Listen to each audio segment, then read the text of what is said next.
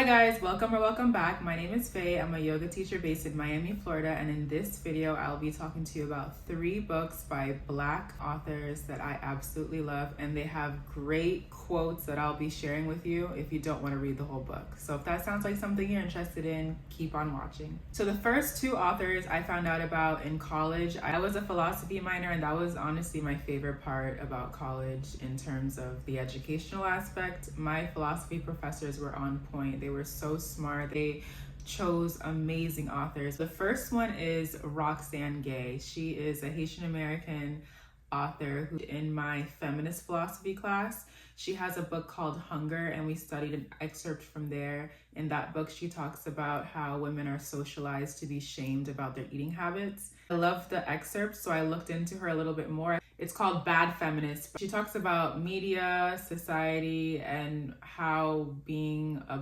woman, being a Black woman, being a Haitian American Black woman has affected her experience in the world. She's very blunt, assertive. She really has a strong voice, and that's why I loved it, because it's kind of like the slap in the face and wake up call that you need when you think everything is going all right, but when you look deeper into the things that are going on in the world, not in a way that makes you freak out and paranoid and go into a conspiracy theorist spiral, but it made me become more conscious of what I consume, accept, and experience as a Black woman in America.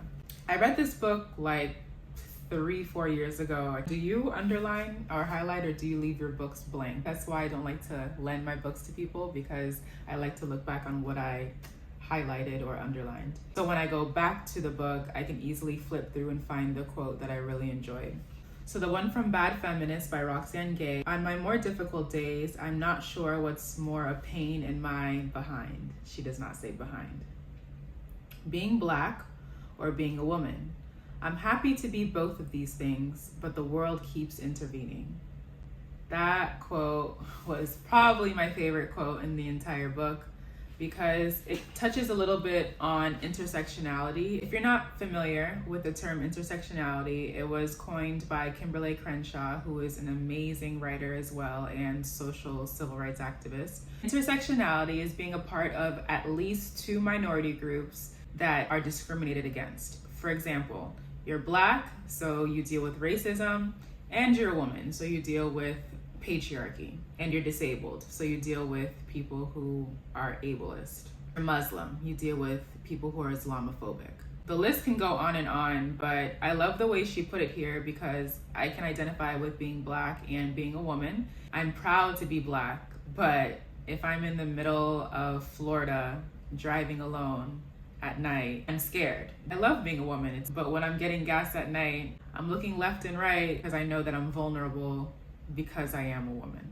I will come back to this book in May, which is Haitian Heritage Month, because she talks about being Haitian American, which I can relate to. So we'll come back to this in May. The second author I'd like to talk about, and RIP because she passed away, is Bell Hooks. She was introduced to me in college too. The class was The Philosophy of Love and Sex. It was on her PowerPoint.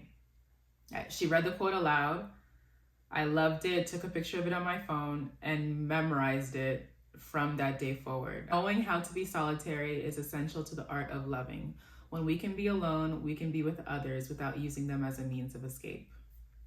That became my life motto, my mantra, and something that I really tried to live by. And the book that has the quote is All About Love.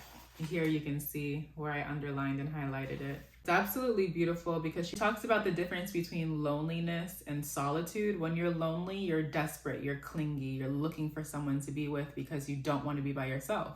You're trying to escape your loneliness. But solitude is peaceful. When you are by yourself and you enjoy your own company, it's peaceful to be alone. You can recharge, reset, you relax in your own presence and prepare yourself to be in other people's presence. She's an amazing writer, very easy to read. It's not something that's dense that you have to put down and pick back up. She gives personal anecdotes to illustrate her themes, so I definitely recommend this book. The last author that I'm sharing with you is Pastor Sarah Jakes Roberts. She is the daughter of Bishop T.D. Jakes. She is an author, she has a podcast, she's a preacher, she's Christian, I'm Christian, and I grew up Catholic, but now that I don't go to Catholic church anymore. Finding her was definitely an important step in my walk with Christ, because I watched her YouTube video when she was preaching. The sermon was called Girl Get Up, and it was so encouraging. Then she dropped this book called A Woman Evolve. Really easy to read, about how the modern Christian woman can live her life.